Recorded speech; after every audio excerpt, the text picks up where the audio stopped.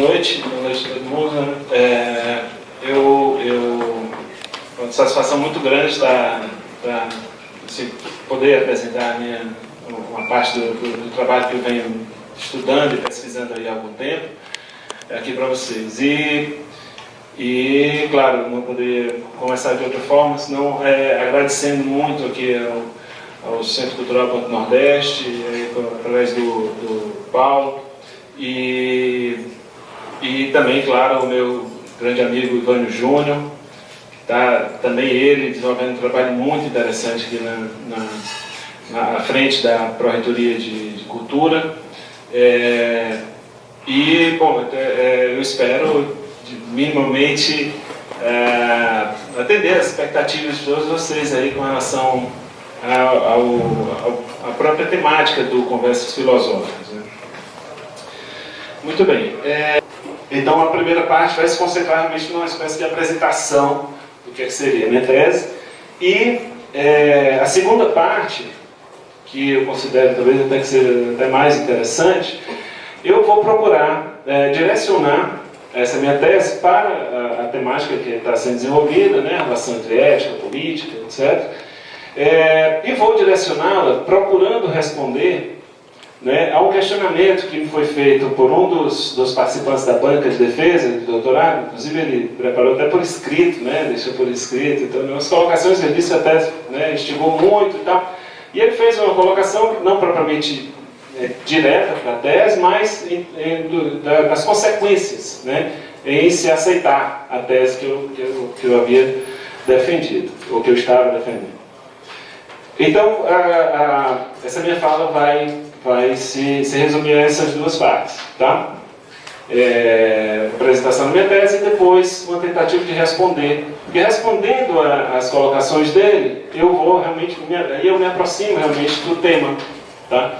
Do tema. É lógico que, bom, o título, eu acho que vocês já devem, né, ter visto aí no fogo, né? Hipocrisia, ética e política, né? E, de fato, a minha tese de doutorado, o título é Hipocrisia, arte do engano, arte do ator. Tá?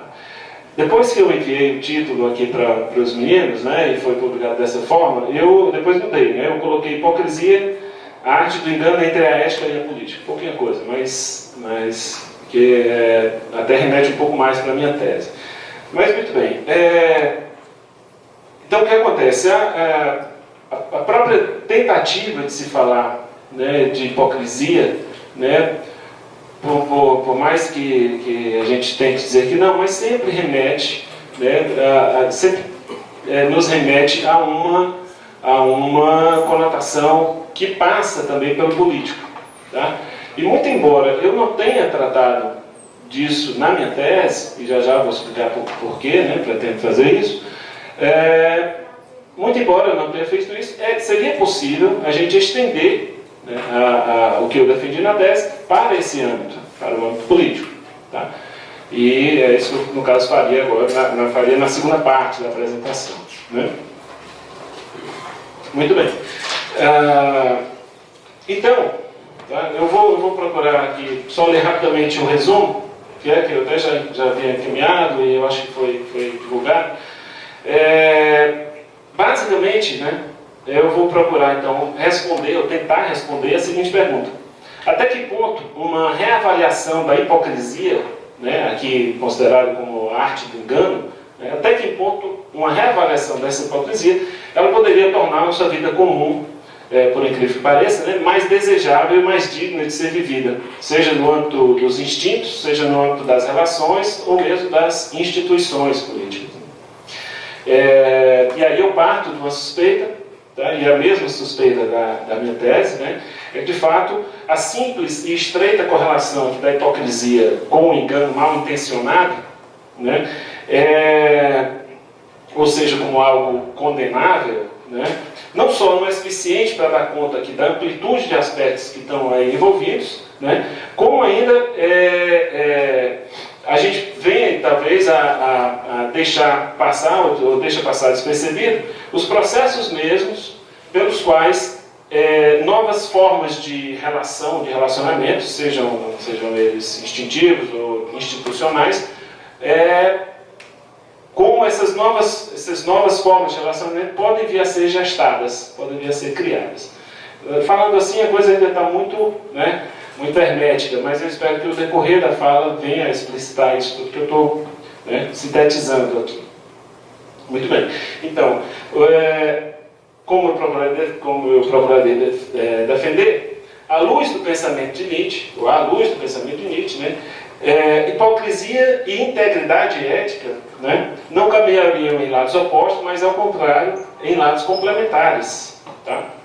E sobre esse viés, a hipocrisia poderia estar aqui na base de práticas, que eu chamaria de dissociativas, que se por um lado desestabilizam organizações constituídas, podem vir, por outro lado, a propiciar novas formas de organização. Ainda é médico, claro, mas eu espero deixar isso claro depois, tá? Muito bem. Então, a primeira parte, dando início, tá? Uma rápida apresentação aqui da minha tese. Qual o tema e o objetivo? Tema e objetivo seria pensar um conceito, tá, que viesse a dar significação a um problema ético, tá, que alguns autores procuraram tratar e defender. O problema seria, na realidade, um problema ético e poiético, tá, no sentido da poiesis grega, que é o problema da criação de si. Tá? E aqui eu tomo como horizonte o pensamento de Nietzsche, tá certo? Na tese, Muito bem, esse seria o foco da minha tese. Tá? Vejam que aqui o político não está propriamente envolvido, ou diretamente envolvido. Muito bem, quais seriam os pressupostos da minha tese? A intuição, essa que eu falei agora há pouco, tá? De que a hipocrisia e a integridade não caminhariam em lados opostos, mas complementares. E qual seria o ponto de partida? O de uma distinção, uma distinção entre hipocrisia e auto-engano. Tá? Basicamente, se eu pudesse, muito mal, mas assim, se eu pudesse resumir a minha tese numa pergunta, a pergunta seria: como seria possível não se auto-enganar e ao mesmo tempo, tá, ou por outro lado, enganar-se? Claro, uma brincadeirinha que eu faço aqui com palavras, mas que tem uma implicação muito grande e uma importância, claro, muito grande para a minha tese. Tá? Muito bem. Então, o ponto de partida é esse, da distinção de hipocrisia e auto-engano. Eu vou tratar um pouquinho disso aqui com vocês. E aí, a perspectiva que eu tomo para me aventurar nessa minha tese é que, de fato, é necessário a gente distinguir dois focos aí, o do enganador e o do enganado, quando a gente trata de práticas de engano, de um modo geral. E uma das coisas com as quais eu me deparo logo no início da tese é que, de fato, todas as vezes, na grande maioria das vezes em que a gente vai abordar o tema do engano, a nossa perspectiva é sempre a do enganado, a daquele que sofre engano, que é vítima do engano, seja esse engano benéfico ou maléfico para si próprio, tá? E aí eu expando realmente o conceito de engano. Um truque de mágica é uma forma de engano, uma apresentação teatral é uma forma de engano. Claro, o engano que a gente convive mais presentemente no dia a dia é da enrolada mesmo, que muitas vezes nos prejudica. Mas aquilo com que eu me deparo logo no início da tese é que, de fato, é preciso que a gente faça uma distinção de perspectivas aqui entre ser enganado e enganar. Tá? Porque se, por um lado, ser enganado traz consigo uma série de implicações morais acerca do engano, e toda a tradição da filosofia moral sempre teve como seus focos principais o engano e a tentativa e a necessidade de condenar, especificar e condenar formas de engano, se por um lado, voltando então ao que eu estava dizendo, se por um lado, na perspectiva do enganado, o engano é sempre algo ruim, tá? Pelo menos aparentemente. Por outro lado, na perspectiva do enganador, tá? o engano passa a ser uma peça que eu diria até mesmo artística, né? Artística do ponto de vista da produção, da poética. Tá? Foi esse aspecto do engano que eu procurei tratar, na perspectiva do enganador. Tá? Difícil, assim, porque quando a gente trata nos dias de hoje para termos e temas como hipocrisia, engano e tudo, não tem como a gente não pensa, os caras estão defendendo o engano, defendendo a hipocrisia, como assim? Né? Eu acho que aí entra uma questão mais propriamente filosófica. Assim, o filósofo não tem que estar se submetendo a avaliações morais prévias, ou pelo contrário. E aí, nesse sentido, eu assumo aqui a perspectiva nietzschiana, né? O pensador, o filósofo, ele tem que ser extramoral, né? Ele tem que saber pensar extramoralmente. Tá? Muito embora ele possa vir a assumir uma outra avaliação, um outro conjunto de valorações depois, mas o filósofo tem que se abster, pelo menos inicialmente, de se submeter a uma avaliação, a se submeter a uma valoração moral prévia. Tá? E aí é isso que eu de fato pediria, né, um pouco de vocês, essa tentativa, né, de pensar extramoralmente o engano. Tá? Isso vai remeter lá para o final, né? Vai remeter lá para o final aqui da minha apresentação, quando a gente se direcionar mais para o âmbito da relação entre ética e ética política, né? E aí eu trato até da amizade um pouquinho também, sob esse prisma da hipocrisia. Tá? Muito bem, então, voltando, né, para a minha fala, aquilo com que de fato eu me deparo inicialmente de fato colocada, né, nos moldes de que a hipocrisia é aqui a mãe de todos os vícios, né, que é algo, o suprassumo da condenação, algo a ser, né, abolido da nossa, né, da vida humana.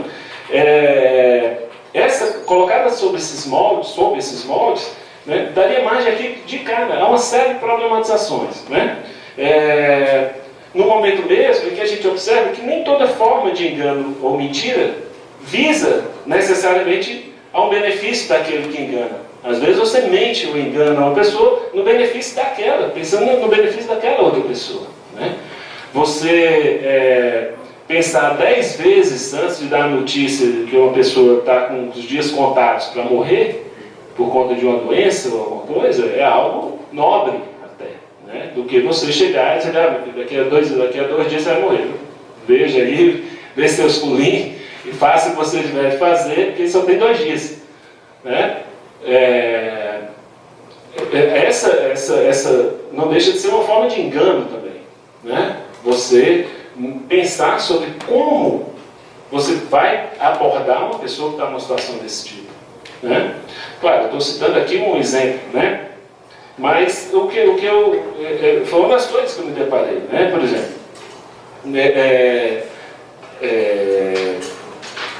determinadas formas de truques, de mágica, né? Que às vezes até nos encantam, né? Você fica encantado como é que um mágico, por exemplo, faz um truque ali para você e ele engana, né? E por mais que você vai querer saber como é que ele fez engano, às vezes você nem... Não, vamos deixar pra lá, vamos nos encantar com isso, né?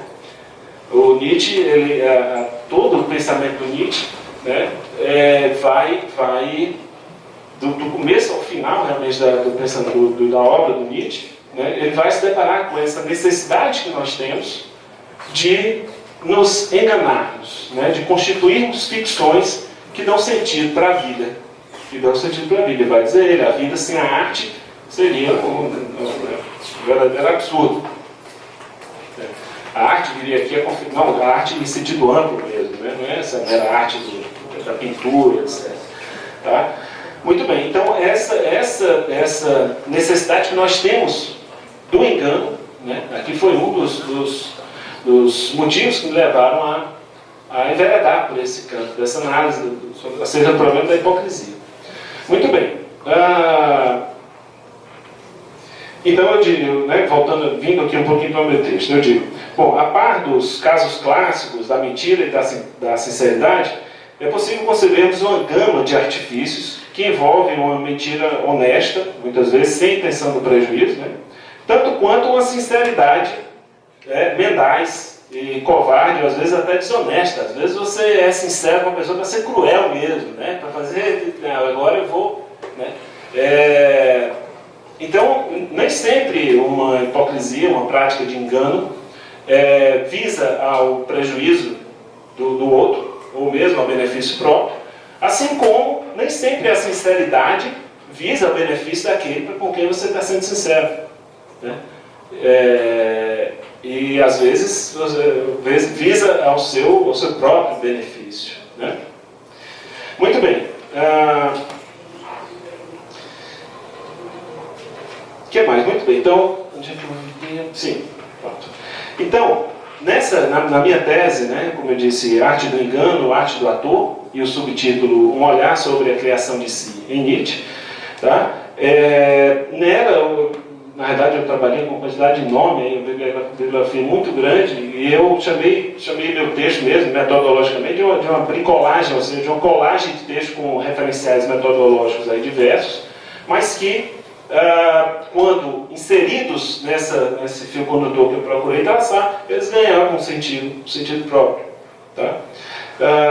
Muito bem, seguindo aí essa linha de raciocínio, 4 foram os objetivos preliminares, né, que levaram aqui a minha tese. Tá? Então, primeiramente, eu procurei distinguir e analisar aqui os pressupostos a partir dos quais o conceito de hipocrisia pudesse vir a ser pensado, para o pessoal que chegou depois. Né? A tese gira em torno da necessidade que eu tive de pensar um conceito que viesse a dar uma significação, né? Uma significação ao problema da criação de si, tá? É um problema ético, sobre o qual se debruçam alguns autores, alguns filósofos, eu particularmente aqui o Nietzsche. Tá? Então, a minha proposta seria de pensar um conceito que viesse a dar uma significação ao problema da criação de si, particularmente no Nietzsche. Muito bem. Então, para isso, né, eu percebi aí 4 objetivos preliminares. Primeiramente, então, eu procuro distinguir aqui quais são os pressupostos, né, sobre os quais esse conceito pudesse vir a ser pensado. E, basicamente, né, o cenário que eu monto é o de uma distinção entre hipocrisia e auto-engano. Tá? Que essa diferença gira, basicamente, em torno da intencionalidade, ou seja, o auto-engano, como os cognitivistas mesmo procuram definir, o auto-engano é uma incorporação irrefletida de crenças. A pessoa que se auto-engana, ela passa a incorporar crenças diferentes das que ela tinha, né, irrefletidamente. Ou seja, ela não reconhece aqui que está assumindo novas crenças. Tá? Eu tomo, então, esse conceito de auto-engano e tento pensar aqui o oposto do ponto de vista da hipocrisia. Hipocrisia seria aquele que manuseia crenças, tá? A partir das quais ele confere, claro, sentido para a sua vida, etc. Né? Mas ele tem sempre a consciência da ficcionalidade dessas crenças que ele está incorporando, que ele está assumindo. Claro que isso envolveria um trabalho o que o Foucault chamaria de etopoiesis, né? Que é o trabalho e que tem muito a ver com a ascese, no sentido grego. Né? O exercício mesmo de pôr em prática as crenças nas quais sobre as quais você quer dar sentido para a sua vida. Tá? Eu não sei se eu estou né, deixando a coisa muito confusa, eu espero que não. Né? Espero que aos poucos, se estiver, vá ficando mais claro no decorrer do texto. Mas muito bem. Eu parto então dessa distinção. O cenário preliminar que eu traço é esse, de uma distinção entre hipocrisia, como manuseio consciente de crenças, ou manipulação consciente de crenças, tá? Refletida, intencional, melhor dizendo, manipulação intencional de crenças, e o auto-engano, como uma incorporação irrefletida, tá? Uma incorporação não intencional, espontânea de crenças. Tá? Essa distinção intencionalidade e espontaneidade, ela é muito importante para a minha tese, porque, claro, isso pode ser questionado, né? E é o meu pé de apoio na filosofia da arte, de fato, assim, o que distinguiria aqui a prática artística tá? De uma prática espontânea, inartística, como eu chamaria, seria exatamente o problema da intencionalidade, né? E, bom, para quem é mais afeito à filosofia da arte, você sabe que um dos átomos, digamos assim, da prática artística é exatamente o problema da intencionalidade, né? As exposições, por exemplo, de Andy Warhol, com caixas de sabão expostas na galeria, né? Ou mesmo, muito antes dele, o Duchamp, Marcel Duchamp, o Victório, dizem a mesma coisa, quer dizer, o que diferiria aquele mictório ali na exposição ou no banheiro?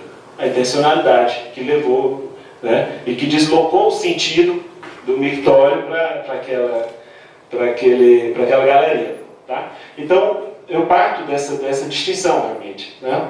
O que distinguiria, claro, nós podemos até ver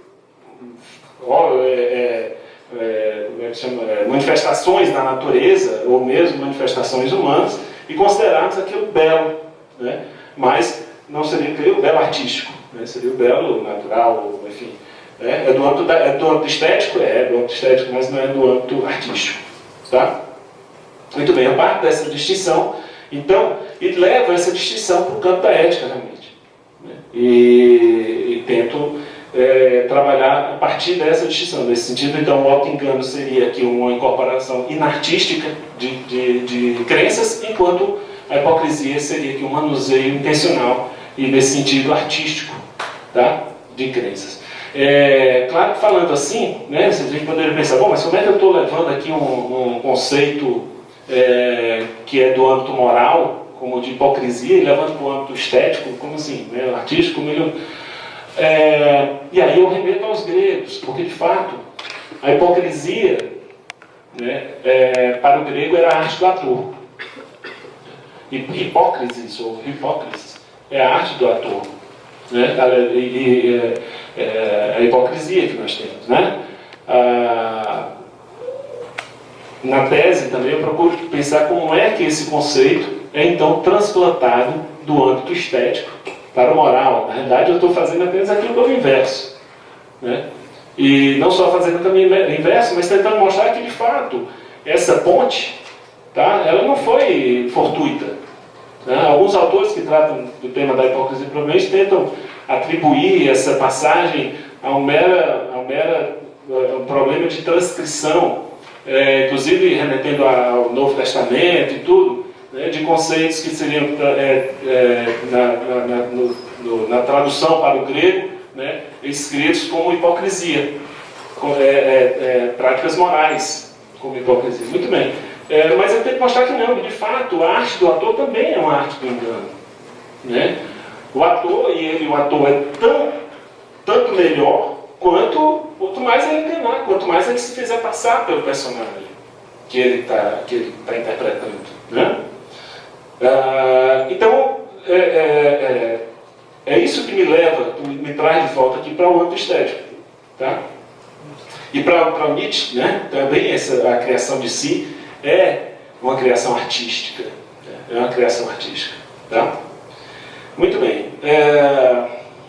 Eu fui falar aqui do primeiro objetivo preliminar e acabei me estendendo um pouco mais, né? Mas muito bem. Então, eu no primeiro momento da tese, eu tento montar um cenário, e esse cenário parte da distinção entre hipocrisia e auto-engano. Depois disso, né? E aí eu procuro realmente interpretar, né? Ou propor uma interpretação acerca de como a hipocrisia e as práticas de engano, de um modo geral, elas vêm a se tornar um problema moral, tá? Isso aqui implicaria três coisas, né? Implicaria compreender como o engano, como as práticas de engano vêm a se tornar um problema para a filosofia moral, né? E aí a gente cai no problema dos prejuízos, né? Assim, o engano, ele é um problema da alçada da filosofia moral no momento em que ele prejudica alguém, tá? No momento em que há um prejuízo entre a filosofia moral. Tanto é, como eu disse há pouco, que a filosofia moral de Agostinho a Kant, sempre cuidou de discernir, né, passando aqui por Rousseau, por exemplo, sempre cuidou de discernir, né, e de tirar das práticas de engano, daquilo que se chamava de engano, o que não era propriamente prejudicial. Né? Agostinho, por exemplo, vai tirar as práticas lúdicas, né? Que ele vai chamar as ludere, né? No latim, vai tirar aqui as práticas lúdicas, que essas práticas não fazem parte aqui do rol do engano, não se poderia chamar aqui de mentira, né? E eu considero mentira, só esclarecendo a mentira como apenas uma prática de engano do ponto de vista da linguagem, né? Engano linguisticamente mediado, digamos assim. Muito bem. E autores como, por exemplo, como Rousseau, né, que vai focar realmente no problema do prejuízo. Olha, o problema do engano é quando prejudica. Né? Quando não prejudica, tudo bem, pode enganar, pode fazer seus enganos até bonitinho, então não tem problema. Muito bem. E por fim, ainda com relação a essa segunda parte, né, da minha tese, eu procurei compreender ou propor, né, uma interpretação acerca de como o engano e a hipocrisia poderiam ser pensados e reavaliados para além dessa condenação. Tá? Eu lembro que quando eu tratei desse tema na minha dissertação, uma das professoras que estava na banca disse: mas você quer voltar aqui a um conceito original, como se eu estivesse propondo uma volta aos primórdios, da hipocrisia? Não, não é isso. Pelo contrário, estou colocando tudo no mesmo saco. Né? Tanto as práticas de engano moral, quanto as práticas estéticas, né? De engano estético, digamos assim, artístico. E estou compreendendo isso tudo como hipocrisia. Tá? Podemos chamar de outro nome qualquer, né? Porque o que importa mesmo é o que essa hipocrisia está representando e de que maneira ela pode vir a ser importante para o problema da criação de si. Muito bem. Terceiro lugar, ainda com relação à tese, né, eu aí sim tento moldar uma definição ou um conceito de hipocrisia que finalmente pudesse vir a dar uma significação para a questão da criação de si. Tá? Ou ainda que a gente pudesse então compreender a criação de si como um exercício de hipocrisia. Muito bem, por último, ainda com relação à minha tese, eu procurei então lastrear, digamos assim, tá? Tudo aquilo que eu havia pensado, né, a partir de um horizonte filosófico de um determinado autor. E no caso seria aqui o pensamento do Nietzsche. Tá? O pensamento do Nietzsche. Muito bem. Esses 4 partes aí que compuseram a tese, tá, me levaram aí a uma compreensão de hipocrisia. E aí essa definição que eu vou dar agora aqui para vocês, eu vou procurar no decorrer do texto explicitando. Tá? Claro, não vai ter tempo aqui para falar de tudo isso. Mas basicamente, eu passo no final da tese, eu compreendo então a hipocrisia como uma arte que se configura pela mimesis, ou pela mimesis, tá? Que é governada pelo cálculo prudencial e pela inteligência astuciosa, eu vou falar um pouco daqui a pouco, tá? Tendo aqui como matéria-prima os próprios instintos e como instrumentos, né, a simulação, a dissimulação e a ênfase. Porque, por aquilo que pareça, você pode enganar apenas enfatizando um determinado aspecto. Tá? As propagandas fazem isso o tempo todo. Né? As propagandas que a gente vê fazem isso o tempo todo. E nós não enxergamos aquilo como engano. Né? Muito bem. Então, basicamente, essa seria a compreensão de hipocrisia que eu tenho. Agora, claro, isso tem as implicações. Primeiro, né? Passa longe da hipocrisia a espontaneidade. Né? Escapa à espontaneidade porque ela é fundamentalmente manipuladora. Né? A hipocrisia manipula. Até esse conceito hoje em dia é difícil a gente tratar, né? Manipulação. Quando a gente fala em manipulação, a gente já fica logo. Né? Mas, calma, né? Calma. Muito bem. Então, uma arte então, que escapa à espontaneidade pelo manuseio de si, e que escapa ao auto-engano pelo reconhecimento de si. Tá? Ou seja, inventando-se a si como sujeito, no caso, o hipócrita. Muito bem.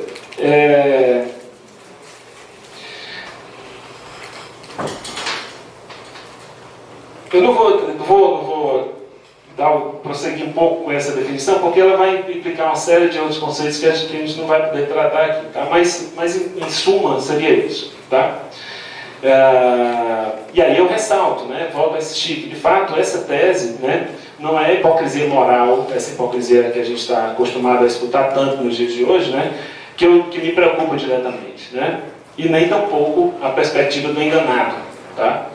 A minha perspectiva é daquele que produz enganos, né, para dizer de uma forma bem sintética, né. O meu problema é com a produção de enganos. Tá? E por que isso reflete diretamente na criação de si? Porque, de fato, e aí entra o pensamento do Nietzsche, né? Para dar sentido à vida, nós continuamente produzimos engano. O problema é que esses enganos eles acabam voltando para nós mesmos na forma de verdades, e nós acabamos crendo mesmo. É complicado? Muito bem, então vamos lá.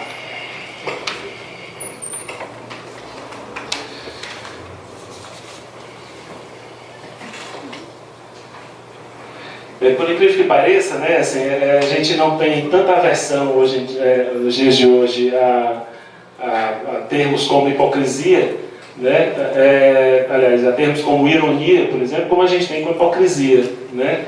E, por incrível que pareça, para o grego, essa sim, né, a ironia era o engano moral, né? A hipocrisia era do âmbito da arte, né? O hipócrita, como eu disse para vocês, era o ator. E o irônico, esse era o enganador. A ironeia, né, que daí veio a ironia, que também é traduzida para o latim como dissimulatio, né, era propriamente a arte do engano, né, por excelência para o grego. Tá? E não é à toa que Sócrates se valeu disso, né, nas suas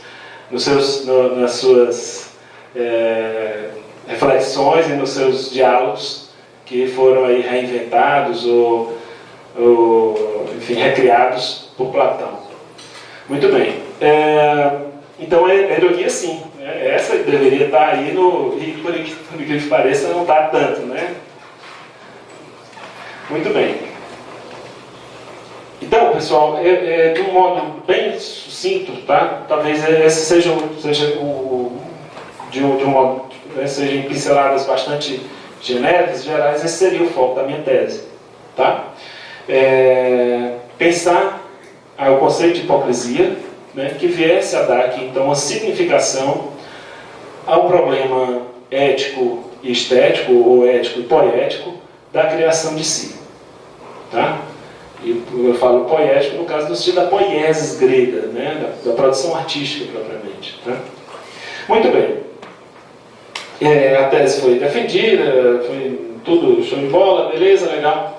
E um dos professores disse, olha, gostei muito e tal, mas ela de fato me deixou perturbado e me suscitou, né, me provocou determinadas reflexões que eu gostaria de passar para você. E de fato me passou, né, por escrito inclusive, né, esses questionamentos. E basicamente esse questionamento gira em torno daquilo que eu falei lá no início da fala com vocês, né? E poderia ser resumido assim: até que ponto, né, que era o que eu defendi, até que ponto, então, uma reavaliação ou uma reabilitação da hipocrisia, como arte do engano e como arte do ator, poderia tornar a nossa vida comum mais desejável e digna de ser vivida. Seja no âmbito, então, dos instintos, das relações ou mesmo das instituições, tá? E aí eu passaria aqui para a segunda parte, tá? Que talvez venha nos interessar mais, tá certo? Essa primeira parte, na realidade, é porque eu precisaria dizer o que eu estava compreendendo aqui por hipocrisia para a segunda parte ficar mais inteligível, né? Muito bem. Então, na tentativa de responder a essa pergunta que me foi colocada e que tem tudo a ver com a nossa fala aqui hoje, né? Na tentativa de responder essa pergunta, que aí nós chegamos ao objeto da nossa exposição, ou seja, compreender a relação aí, ou compreender sob uma outra ótica, né, a relação entre hipocrisia, ética e política. Né? Porque só o que nós escutamos é que nossos políticos são hipócritas, né? Mas, assim, eu queria, né, repensar Isso, está aqui com vocês. Muito bem. É curioso perceber, né, quando eu disse que nem sempre a hipocrisia esteve associada às práticas do engano, né, a hipocrisia antes era arte do ator, e que a ironia, ao contrário, essa sim fazia parte do engano. Muito bem. Eu acabei voltando aqui, falei com você, mas eu fui ler aqui, eu já tinha falado, então vou passar para frente. Então, pessoal, o horizonte de pensamento, né, que eu tomo que eu tomei para construir a minha tese, que eu trago aqui de volta para discutir esse problema com vocês, essa questão com vocês, é o pensamento de Nietzsche. Tá? Nietzsche, vocês já devem ter algum conhecimento, um pensador, filósofo alemão do século XIX, né? Filósofo para alguns, o Ivan, por exemplo, nem considera filósofo, né? mas é um filósofo sim, né? Nem que a gente saia aqui brigando, mas é um filósofo, né? Muito bem, então é um pensador, um filósofo alemão do século XIX, que de fato tentou, e no meu modo de ver, pôs abaixo, né, todo o alicerce, né, moral, metafísico e moral, a partir dos quais a sociedade, a civilização ocidental se construiu. Tá? Alicerces esses que vêm lá desde Platão, né, com a constituição de um mundo das ideias, onde tudo é perfeito, onde tudo é belo. Não só belo, como bom e verdadeiro. Né? E que depois foi apropriado, tá, pelo pensamento judaico-cristão. Né? Então é sobre esse alicerce que nós construímos aqui a nossa civilização e com os quais nós convivemos até os dias de hoje. Certo? O Nietzsche vai, de fato, tentar expor e trago um pouquinho uma coisa para o foco aqui da minha discussão, todo o auto-engano, né, que balizou essa nossa cultura. Tá? Muito bem. Então, como nós procuraremos aqui defender à luz do pensamento de Nietzsche, termos como domínio, poder, agonia, né, engano e principalmente hipocrisia, encontram-se nos dias de hoje bem distantes de uma valoração moral positiva. Né?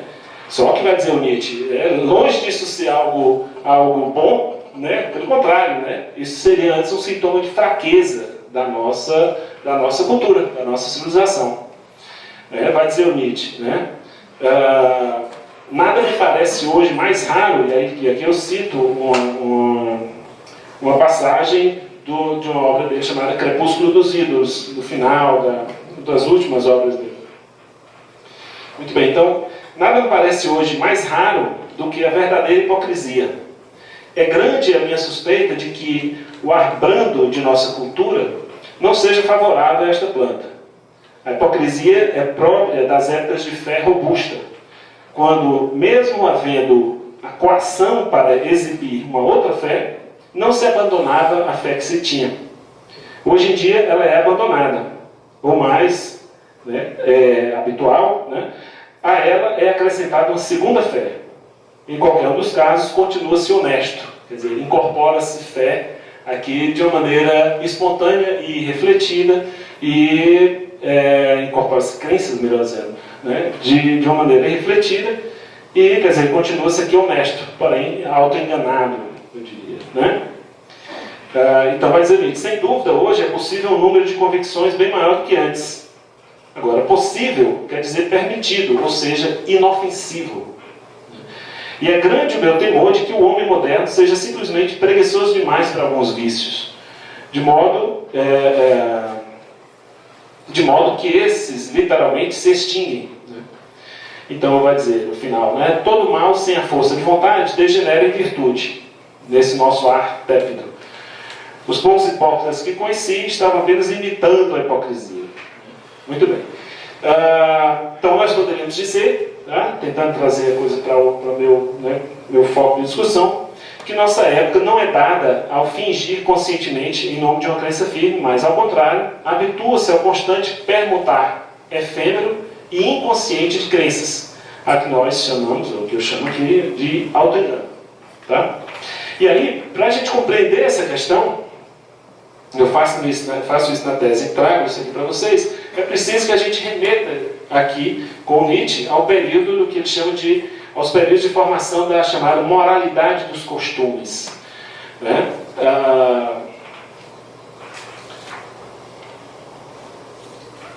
Perdi agora a página, já vamos tentar achar aqui. Aqui. Né? Esses momentos que o Nietzsche chama de formação da moralidade dos costumes, de formação, os primórdios aqui da formação da moral, né?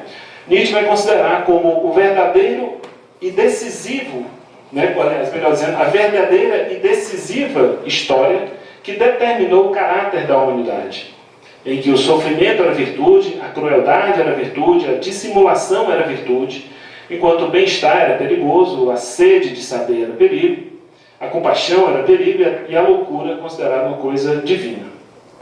Na hipótese de Nietzsche, as práticas de engano têm suas origens no instinto de conservação dos seres vivos, aqui associadas a estratégias como as de mimetismo, né, de astúcia, e de fato, né, isso a própria filosofia behaviorista a teoria das filosofias do comportamento vão estudar essa questão. De fato, os seres vivos, de um modo geral, enganam, né, seja para se defender, para fugir, né, seja como presa ou seja como caçador. Tá? E o Nietzsche antevê um pouco essa compreensão, né? Então ele vai dizer, as práticas de engano humano, né, têm suas origens aqui no próprio instinto de conservação dos seres vivos. Tá? Agora, como o animal homem, como o animal de rapina homem, como Nietzsche costuma chamar, né, que essas práticas de fato atingem um grau maior de refinamento. Tá? Aqui que a gente chamaria de arte da dissimulação, né? Verstellungskunst em alemão. Em Sobre Verdade e Mentira, no sentido extramoral, um texto de juventude no Nietzsche, que ele não publicou, é só postumamente publicado, mas também em alguns fragmentos da época, né? O Nietzsche esboça uma interpretação acerca das condições históricas e fisiológicas do surgimento do chamado instinto de verdade. O Nietzsche, desde o começo, ele vai refletir sobre isso depois, mas desde as primeiras obras, o Nietzsche já tem uma verve aqui que nós chamaríamos de genealógica, no sentido mesmo do Nietzsche. Né? Todo o pensamento do Nietzsche ele é perpassado por essa genealogia, no sentido de procurar compreender as origens aqui, principalmente dos nossos conceitos morais, né?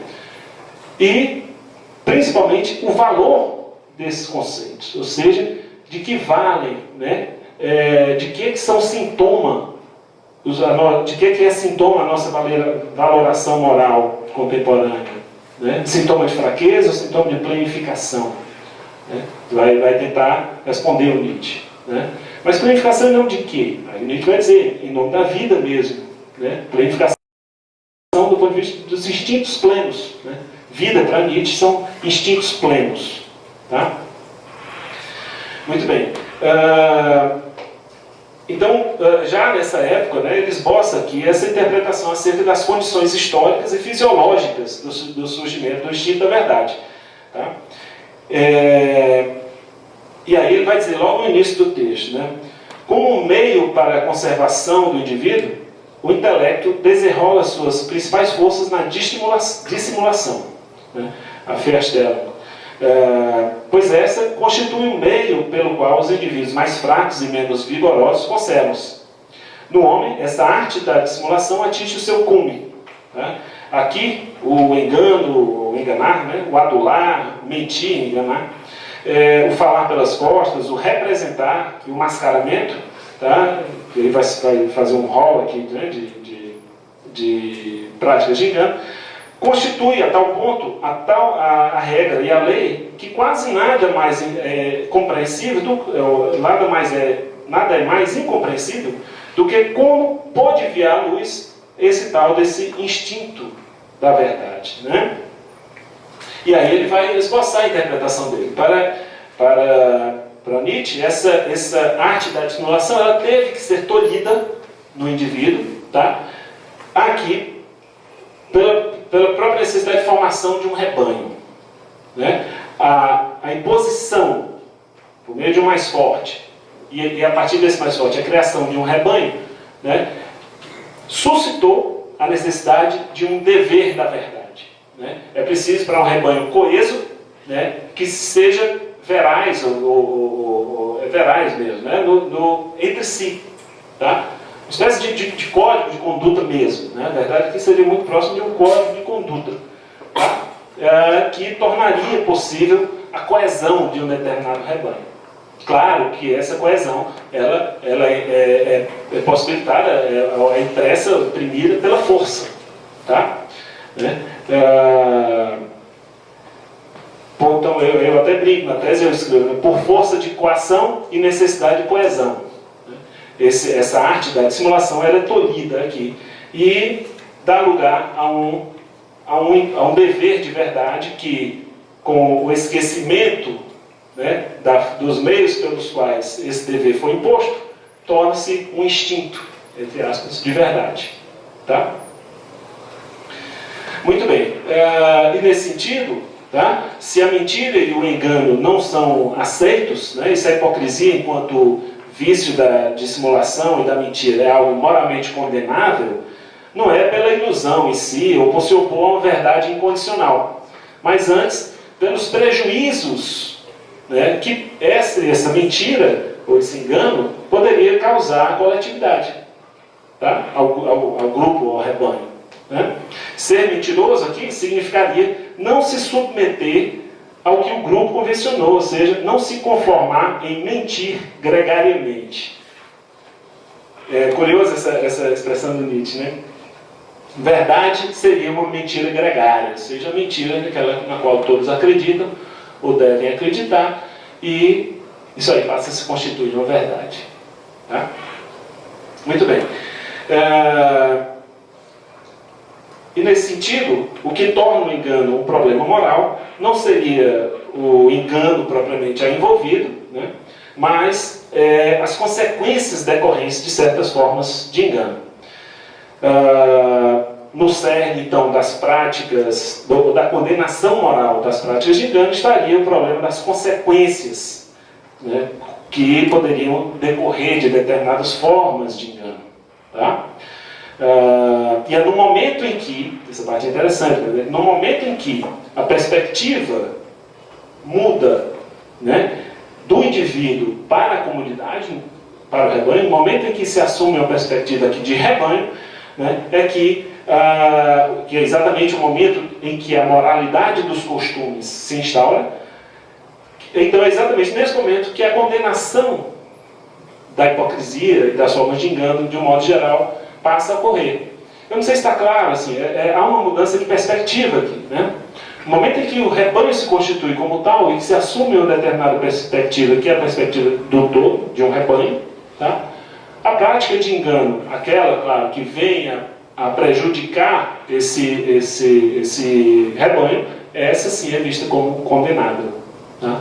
No momento em que, né, no período aqui anterior à instauração da moralidade dos costumes, no momento em que o animal de rapina, homem, né, está lá fugindo da presa, ou desculpa, fugindo do caçado do leão, ou sei lá de que, né, ou de uma onça aqui na Amazônia, e no momento em que ele está lá em cima, lá nas moitas, né, preparado para caçar uma anta ou um preá, o que quer que seja, é o contrário, né? O engano aqui não só está presente, como é louvável, né? É ótimo que você consiga escapar do seu predador, né? E ótimo também que você consiga caçar, tá? Muito bem, agora é no momento em que, então, que a moralidade dos costumes se instaura, tá? Que a condenação das práticas de engano, daquelas prejudiciais, vem a ocorrer. Não é à toa, e aí eu volto só para repetir o que eu falei anteriormente, né? Não é à toa que toda a tradição moral, de Agostinho e a Kant, né, cuidou, eu falei de Kant só porque eu fiquei na filosofia moderna, né? Contemporaneamente deve ter, certamente tem vários outros. no momento em que, toda a tradição então, da filosofia moral cuidou de discernir, né, e de pensar formas de discernir enganos aqui prejudiciais e não prejudiciais. Tá? Muito bem.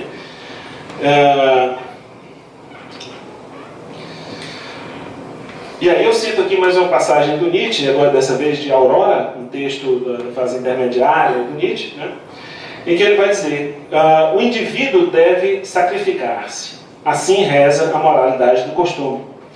É por isso que, aí volto ao que eu falei, volto agora a palavras minhas, né? É por isso que, sob o domínio da moralidade, ou da moralidade do costume, toda espécie de originalidade adquire má consciência.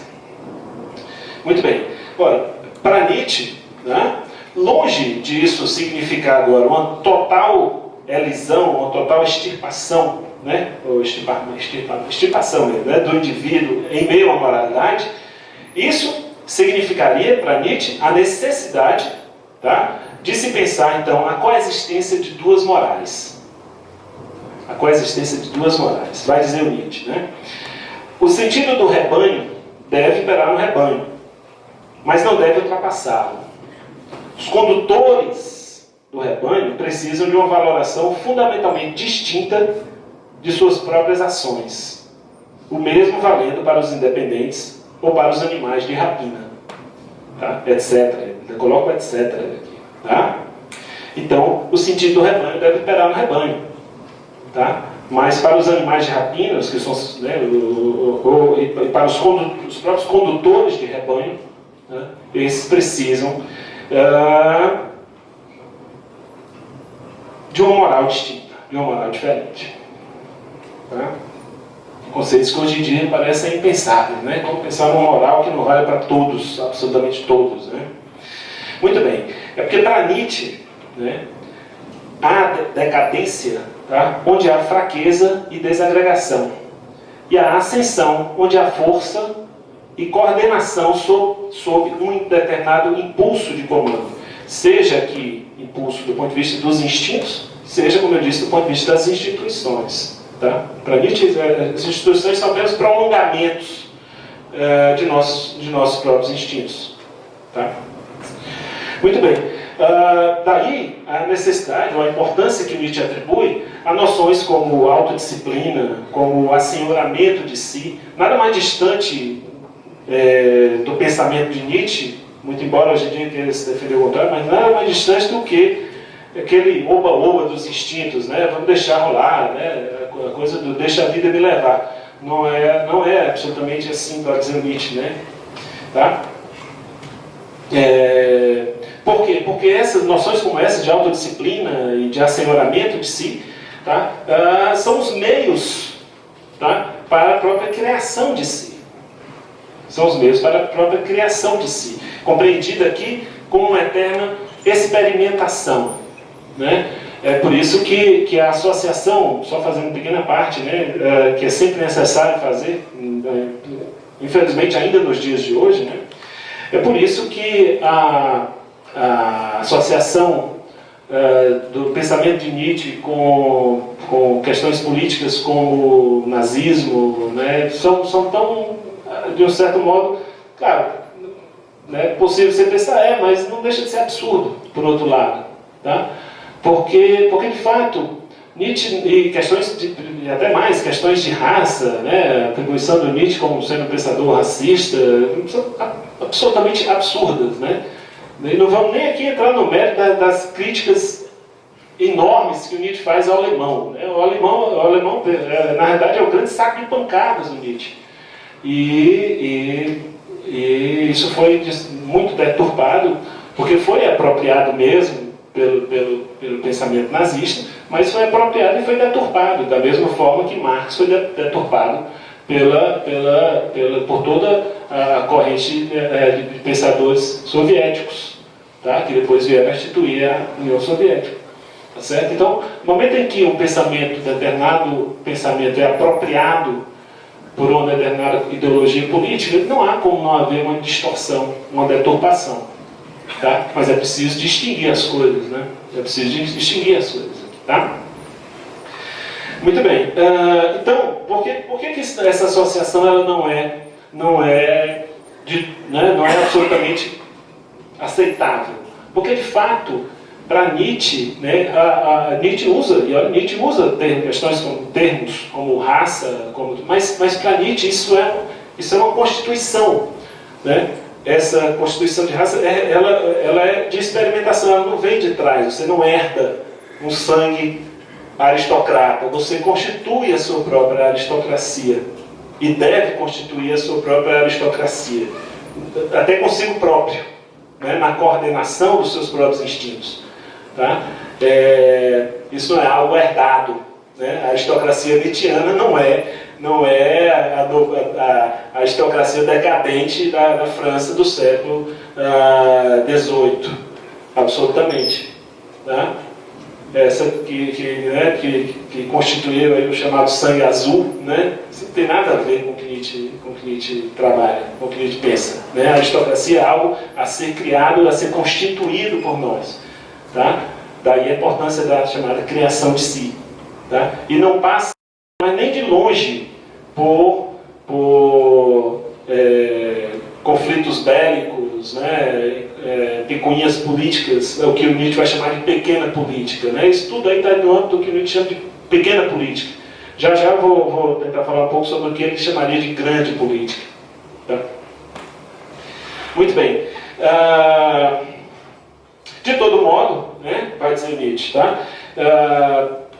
Por que é importante, então, esse assenhoramento, essa autodisciplina? Né?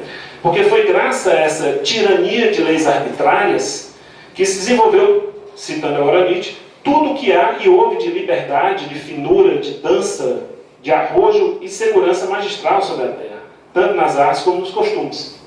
O essencial, ao que parece, continuando aqui com Nietzsche, né? Desculpa. O essencial, ao que parece, repito, que se obedeça por muito tempo e numa direção. Né? Nietzsche, muito embora também se queira pensar, olhando Nietzsche agora para o lado, porque Nietzsche ele já foi apropriado pelos nazistas e já foi apropriado mais recentemente pelos ultra-vanguarda. Né? Então, quem é o Nietzsche afinal? Né? É o Nietzsche do Hitler ou é o Nietzsche dos pintores da arte moderna, Nietzsche dos modernistas, ou é o Nietzsche, mais recentemente, dos pensadores, dos filósofos franceses do século XX, Foucault, Deleuze. Quem é o Nietzsche, afinal? Né? Muito bem. Fundamental para Nietzsche, então, é dominar o caos que se é. Tá? Dominar o caos. E só se pode dominar esse caos, diferentemente do que pensaria Sócrates, por exemplo, né?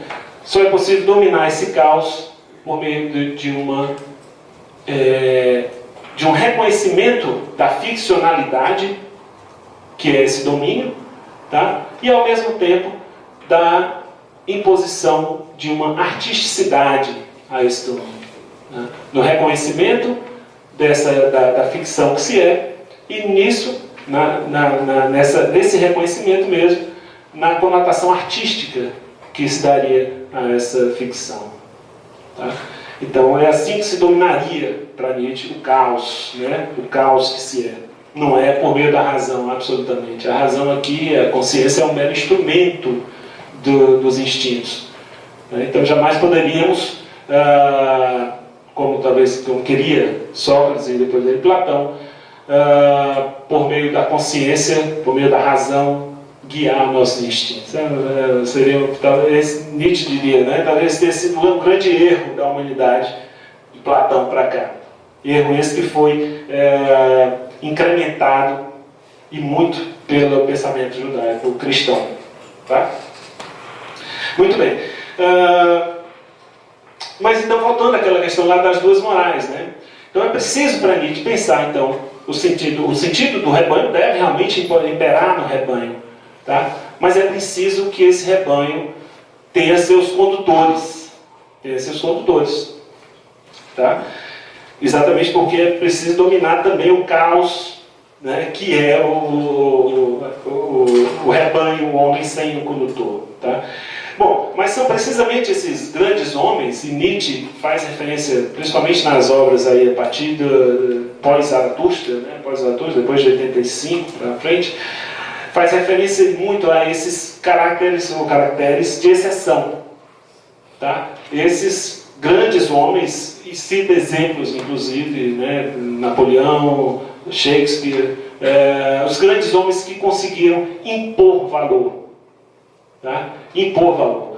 E eu citei Shakespeare agora, não por acaso, porque se eu ficasse só com Napoleão, depois correria o risco de a gente tentar trazer de volta a questão bélica, né? Assim, por Napoleão como, né, um grande estrategista militar, até passa longe disso, né? Napoleão foi muito mais pelo estilo, por aquilo que ele impôs de valor, né? E assim como Shakespeare, e também, né, por incrível que pareça, César. Muito bem. Outro grande também para Nietzsche, né?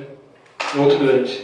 Nietzsche vai dizer, olha, quão interessante teria sido a Igreja Católica se não tivesse sido cortada, né, ou digamos assim, não propriamente cortada, mas se não tivesse sido ameaçada e criticada por Lutero, né?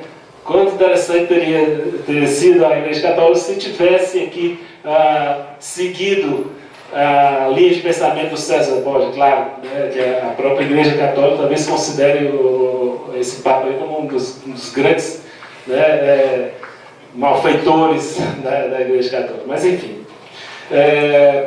Então são essas grandes figuras que Nietzsche, nas quais o Nietzsche se espelha não, mas que ele considera como caráteres que conseguiram impor valor, tá? Caráteres de exceção, né? E aí é preciso salientar, né? Porque a gente poderia dizer a partir daí que a gente estaria, e o próprio Nietzsche também estaria defendendo uma ética individualista. Não se trata disso, né? Porque aqui esse caráter de exceção, né, ele não é considerado senão em relação ao todo, né?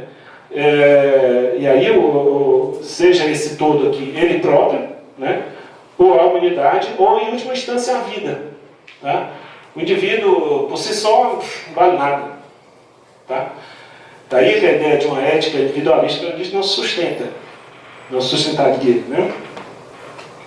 A ética nietzschiana, como ele mesmo salienta, é dirigida a uma hierarquia, mas não a uma moral individualista. E aqui eu estou citando o próprio Nietzsche, tá? No fragmento de 86.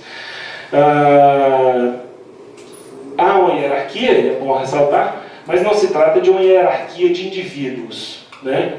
E essa hierarquia, ela não é herdada, tá? Ela é cultivada através de si própria, tá? Mas muito bem, e não se trata então de uma hierarquia propriamente de indivíduos, nem tampouco de classes ou de pátrias, né? Mas uma hierarquia de tipos, tipos ascendente e decadente, tá? E esses tipos, como ele mesmo diz, podem conviver até dentro de nós mesmos, tá? Configurações, em determinados momentos nós podemos ter em evidência determinadas configurações de instinto que são decadentes. Em outros momentos, configurações ou arregimentações de instintos mais plenos, tá? Eu estou inserindo aqui muito o pensamento do Nietzsche, mas já eu vou voltar propriamente para a minha tese. Tá? Eu espero que eu não esteja complicando muito a coisa. Muito bem. Então, como pensar? Porque, bom, quando a gente fala de um caráter de rebanho, talvez seja mais fácil pensar uma ética, mas como pensar então a ética desse caráter de exceção?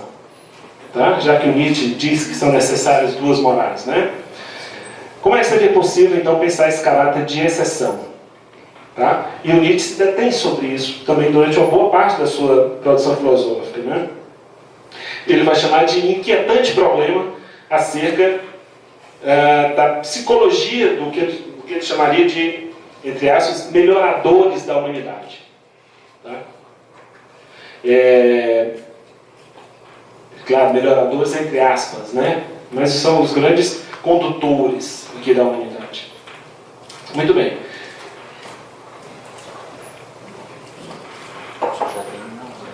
Já foi uma hora? Caramba, vou me apressar aqui, tá? Muito bem.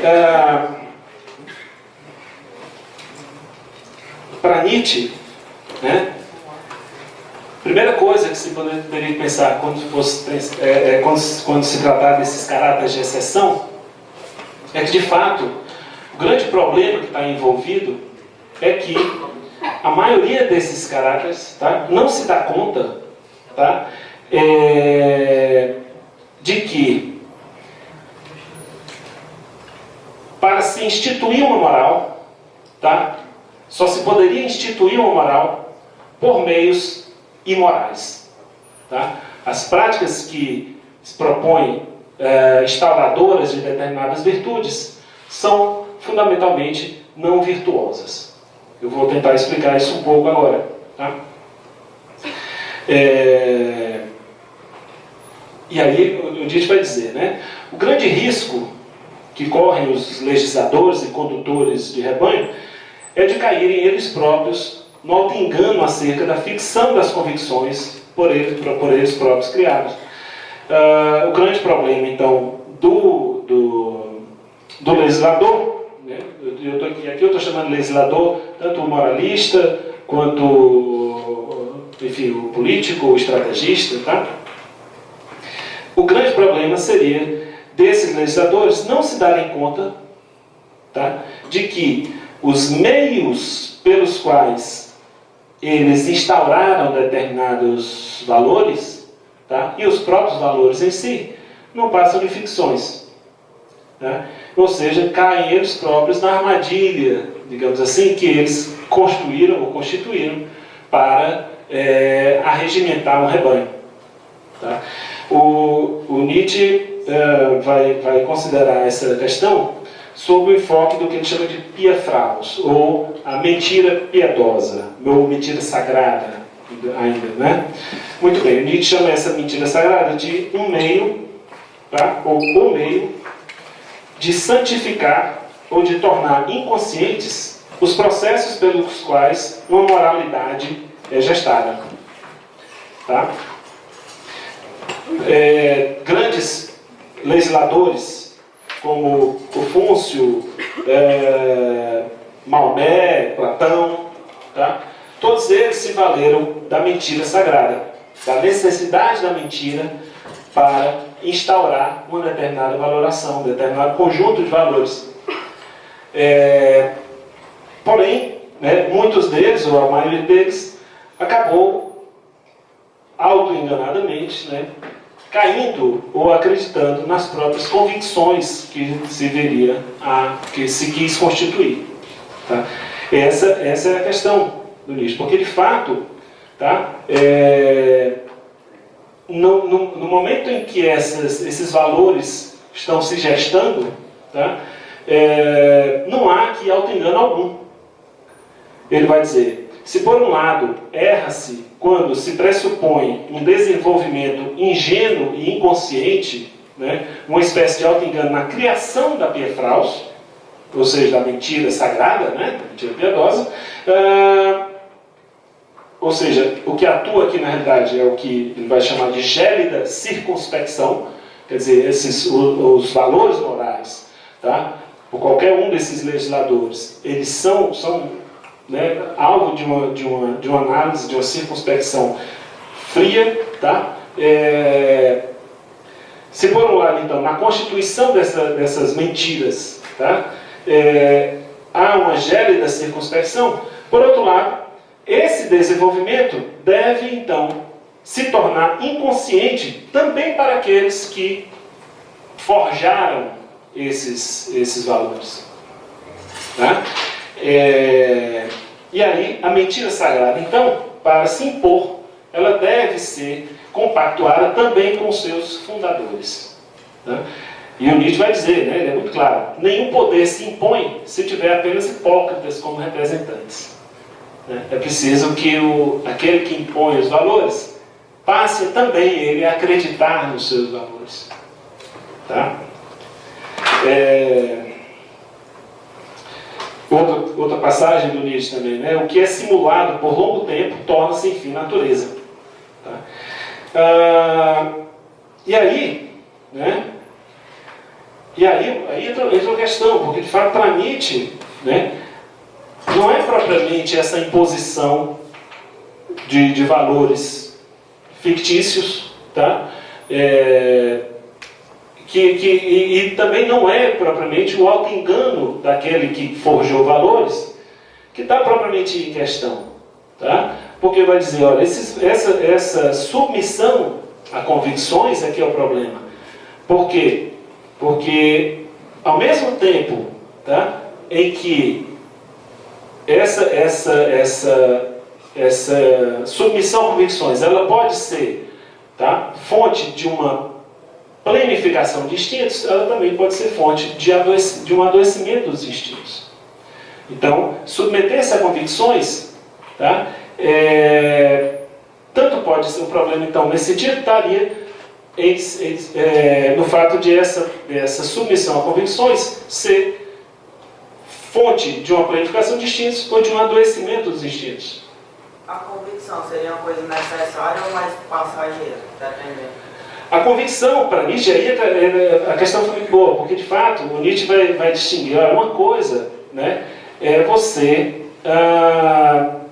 tomar as convicções como um fim em si, tá?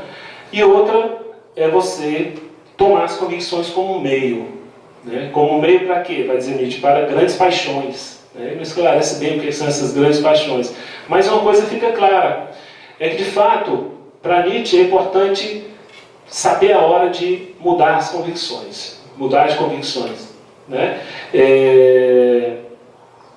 E aí vai dizer o Nietzsche, olha, o momento em que nós vivemos, que ele já vivia e que nós continuamos aqui vivendo, né, é um momento que beira o que o Nietzsche chama de niilismo, ou seja, do nada de vontade, ou seja, da total ausência de sentido para a vida, tá? Esse momento de ausência de sentido, né, foi grandemente forjado ou constituído ou moldado pelo esquema, pela valoração moral judaico-cristã, que instituiu ou que impôs, né, valores que são valores, vai dizer Nietzsche, valores decadentes. Valores que não levam à planificação vital, planificação dos instintos, mas muito pelo contrário, a uma degenerescência dos instintos. Tá? No entanto, as convicções que foram impostas por essa forma, por essa valoração, não se consegue sair delas. Não se consegue sair delas. Né? Submete-se aqui às convicções, a determinadas convicções. Tá? As convicções aqui não são tomadas como meio para a planificação. São tomadas como fim. Não sei se está claro. Né? Vai dizer o Nietzsche, olha, nós temos um problema aqui. Né? Porque essa valoração imposta... Eu estou tratando muitos temas do Nietzsche, eu estou tentando não enveredar pelos conceitos principais considerados. Se eu enveredar pelo âmbito do problema da moral em Nietzsche aqui, a gente vai precisa de mais 2 palestras como essa para... Então eu estou tentando, né, me esquivar aqui para a gente chegar ao final, tá? Mas de fato, para Nietzsche, o problema com a valoração moral que foi colocada, foi imposta, né, do cristianismo para cá, o problema são valores que não são valores que planificam a vida, mas ao contrário, valores que tornam a vida decadente. Tá? E esse, vai dizer o Nietzsche, olha, isso foi até inclusive foi uma tentativa imposta pelo sacerdote, né, de salvar a humanidade do niilismo total. Porém, isso ao invés de salvar, foi um remédio que virou veneno, né, tornou a humanidade ainda mais doentia. E aí, o que é que isso tem a ver com as convicções? Porque, de fato, aqui, as convicções são tomadas como um fim em si. Tá? É o grande problema da fé. Né? A fé não é uma fé cega, porque toda fé é cega, né, dirá o Nietzsche. Tá? Porque não consegue ver ou enxergar as convicções apenas como um meio. Mas as convicções aqui são um fim. Um fim. Né?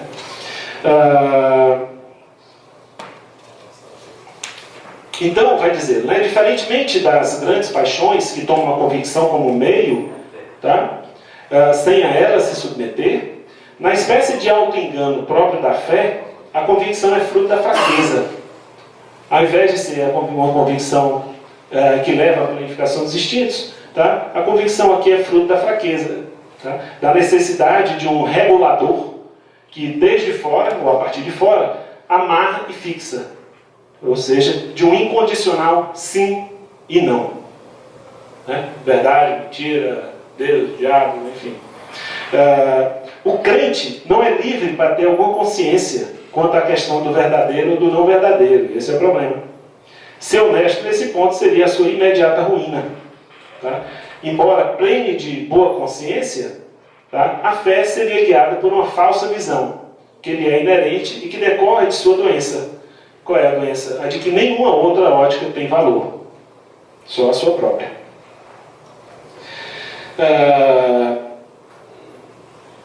Muito bem. Ora, o que Nietzsche vai nos mostrar, tá? O que Nietzsche vai nos mostrar é exatamente a possibilidade de se tomar convicções apenas como meio.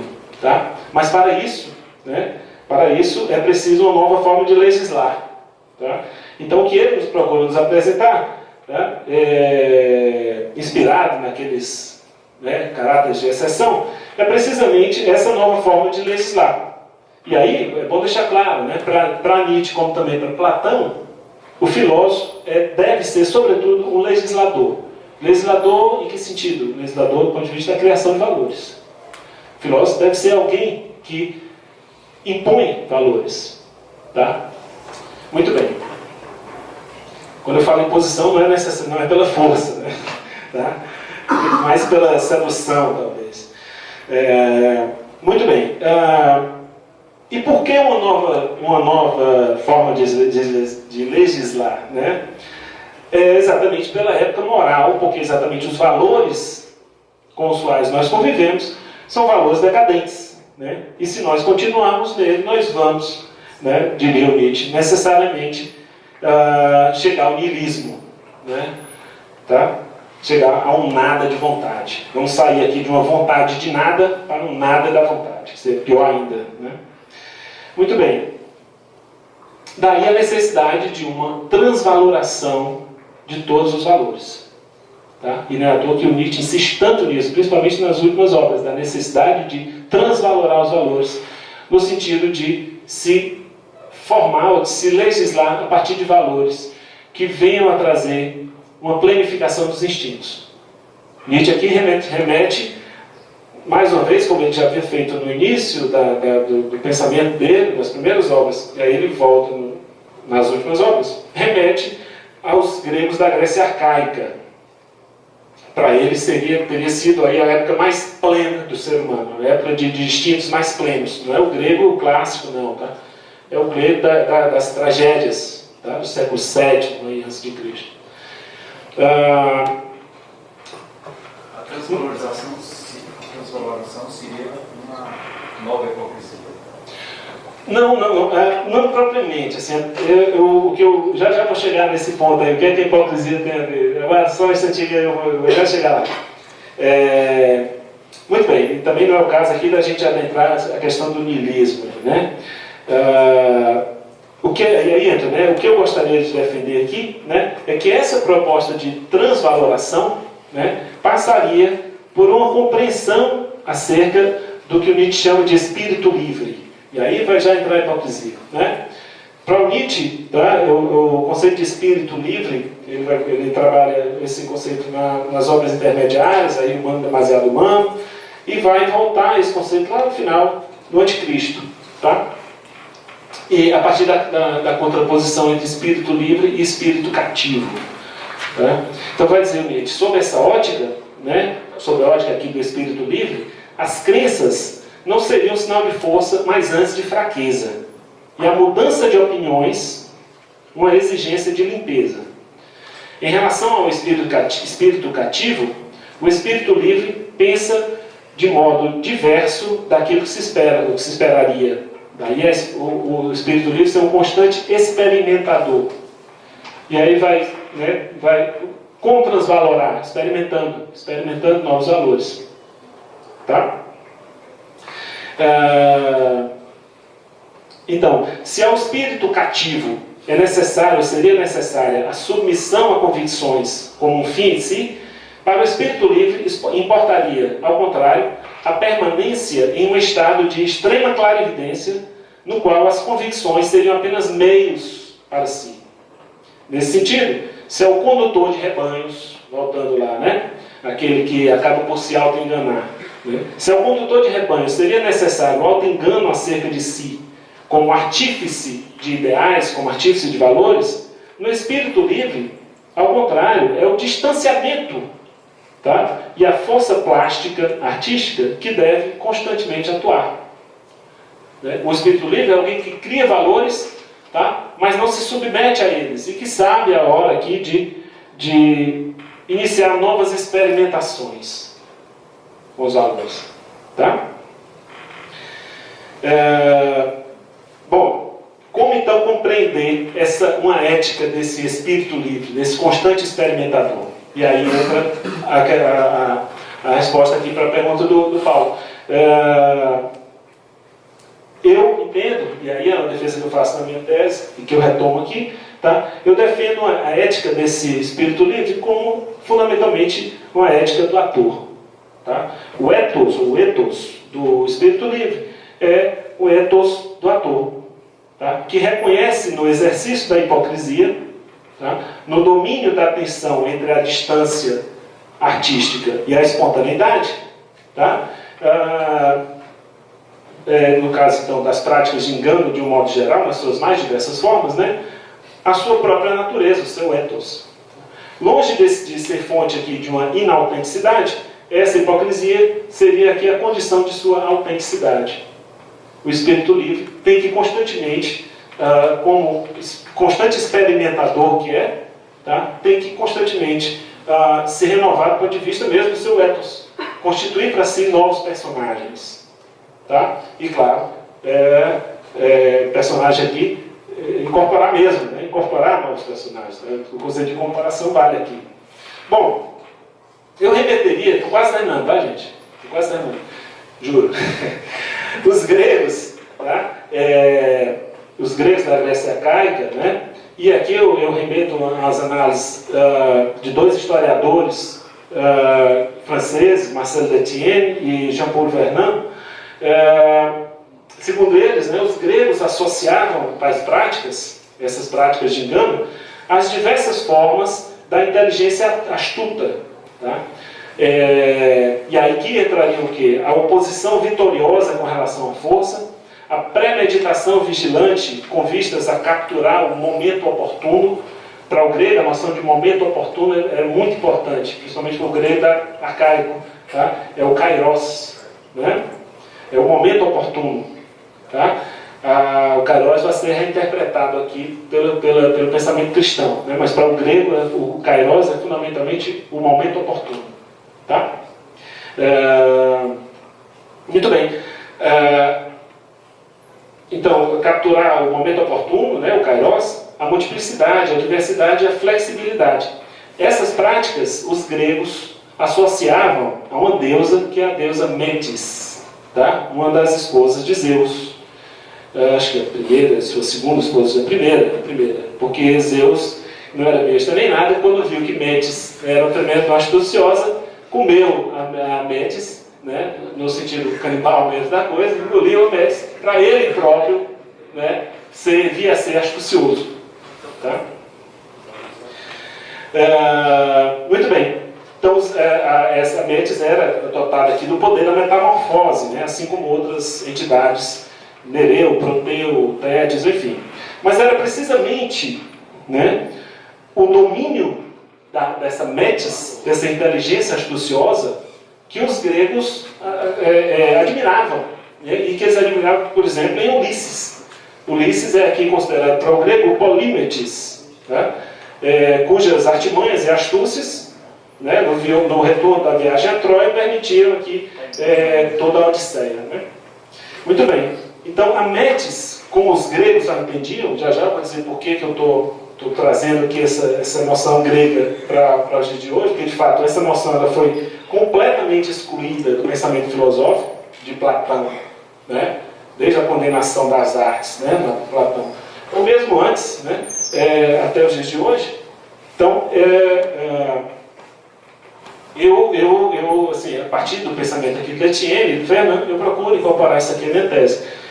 Então, muito bem, a Métis, né, é uma forma de pensamento, um modo de conhecer, né, e implica um conjunto complexo, mas coerente, de atitudes mentais, de comportamentos intelectuais, que combinam o faro, a sagacidade, a previsão, a sutileza do espírito, o fingimento, o desembaraço, a atenção vigilante, o senso de oportunidade, tá? Habilidades diversas de uma experiência longamente adquirida. Ela se aplica a realidades fugazes, móveis, desconcertantes e ambíguas, que não se prestam nem à medida precisa, nem ao cálculo exato, e muito menos ao raciocínio rigoroso. Né? A inteligência com a qual nós convivemos nos dias de hoje na solução de problemas que nos aparecem do acaso e que nós temos que resolver de modo imediato, né? Essa inteligência, essa forma de inteligência astuciosa foi absolutamente não existe para a filosofia, né? Era algo que os gregos admiravam, e admiravam nos seus políticos. Diga-se de passagem. O grego, através do seu bestiário, né, ou seja, dos animais que eles usam para simbolizar determinadas características, né, o grego associava aqui a Métis, tá, ao povo. Né, ao povo. E aí eu trago essa associação para o espírito livre. Né? Meu modo de ver, o espírito livre nietzscheano seria muito semelhante ao que o grego compreendia como povo, né? O polímetes. Né? No povo aqui, para o grego, se configuraria uma flexibilidade que não parece dobrar-se às circunstâncias, senão para dominá-las mais seguramente. Diferentemente do camaleão, né? Diferentemente do efêmeros, tá? Dos inconstantes, que aqui no caso o camaleão representa. Quer dizer, o engano, a prática do engano aqui não se dá de uma forma, como é que eu poderia dizer, não se dá por fuga, né? Mas por imposição. Tá? Aí a distinção entre o polvo e o camaleão. O camaleão é que muda propriamente muito de forma, né? Mas para fuga, né? O camaleão está constantemente fugindo, então é aquele que é completamente presa, tá? do momento. Ao invés de dominar o momento oportuno, o camaleão se esvai na hora em que o momento aparece. Né? O camaleão, nesse sentido, sempre se submete ao tempo oportuno, diferentemente ao kairos, né? Diferentemente do camaleão. Entendeu? Duas formas de lidar com o engano, né? De se assumir como enganador e de se furtar, a palavra seria essa, né? De se furtar ao momento. Tá? Muito bem. Uma outra associação é a do homem das mil formas, né? O polítropos, o homem de mil artifícios. Tá? Sempre senhor de si, né, instável apenas na aparência. Muito bem. E o próprio Nietzsche usa a expressão polítropoi, né, para os mestres do kairos, os mestres do tempo astucioso, tá? Para dizer que a vida mesma sempre foi muito mais afeita a esses. Né? Nós aqui na nossa antropologia, na nossa cultura, nós temos a ideia do malandro, né? Do malandro, aquele que sempre consegue se impor por meio de... Aí, claro, que uma avaliação moral iria condenar aqui o malandro, mas o malandro é alguém que sabe aproveitar o momento oportuno, né? Muito bem. O Nietzsche, só para finalizar, tá? E aí depois eu faço um pequeno encerramento, mas o Nietzsche ele expõe num pequeno fragmento com algo que sintetizaria aquilo que eu defendo aqui, tá? ele vai dizer, no que ele chama de tratados políticos, né, só se pode alcançar a virtude simplesmente pelos mesmos meios com os quais, em geral, alcança-se algum domínio. Em todo caso, não por meio da virtude. Os moralistas, eu diria os legisladores, têm necessidade da atitude da virtude, também da atitude da verdade. Seu erro só principia onde eles cedem à virtude, onde eles perdem o domínio sobre a virtude e onde eles próprios se tornam também eles morais, ou seja, tornam-se verdadeiros, né? E, entre outras coisas, um grande moralista é também necessariamente um grande ator. Seu perigo é que, inadvertidamente, seu disfarce se torne natureza, e ele não, a partir daí não saiba mudar de desculpe, seu S, né, seu C e seu operário. Com isso, o moralista não imita nenhum modelo menor que o próprio Deus, esse supremo imoralista do feito, né? Supremo imoralista do feito, que, não obstante isso, sabe continuar sendo o que ele é, o bom Deus. Muito bem, com esse encerramento, né, eu faria apenas algumas considerações, e aí eu vou, né, propor um voo mais livre, já encerrei total, né? Não tem mais nada, né? Então, rapidinho, tá? Muito bem. Sobre esse foco, pessoal, a hipocrisia, né, eu veria a hipocrisia fundamentalmente como uma prática dissociativa, tá? E aí as mais diversas formas de dissociação, desde a errância até a infidelidade, tá?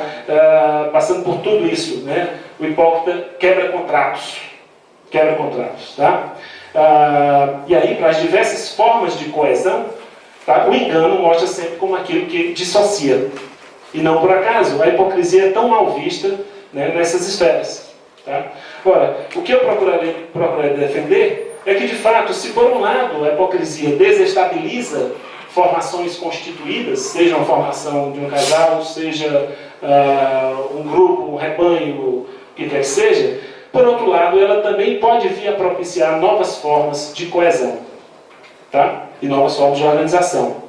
A hipocrisia e as práticas de engano em geral seriam aqui parte integrante, embora as avessas, do processo de dissolução e reformação de alianças, sejam elas políticas, morais ou mesmo fisiopsicológicas. Tá? Refiro-me aqui ao próprio embate, ao próprio agon dos instintos que nos constituem. Tá? Muito bem. Embora nos dias de hoje isso não seja tão percebido, né, até porque em situações assim de estabilidade, em épocas mansas, né, como a nossa, não há aqui um arrefecimento dessas práticas de engano, mas ao contrário, um refinamento. Tá? Claro, né, há aqui uma forte pressuposição de que essa correlação é possível. Tá? E aí eu remeto a uma compreensão de mundo, que é a compreensão do Nietzsche, de que as instituições nada mais são do que prolongamentos ou extensões dos nossos próprios instintos. Tá? Isso aqui seria a base para pensar a grande política de Nietzsche, né, o que Nietzsche chama de grande política, que nos remete aqui à nossa constituição e à planificação dos nossos instintos. Eu não vou adentrar nesse assunto. Tá? De todo modo, sob tal perspectiva, hipocrisia e integridade ética não caminhariam de modos opostos, mas complementares. Tá?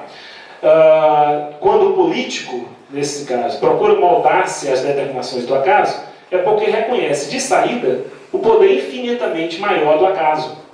Tá? Porém, a força e a flexibilidade aqui da metis, do grego, né, está exatamente em dobrar-se às circunstâncias para melhor dominá-las.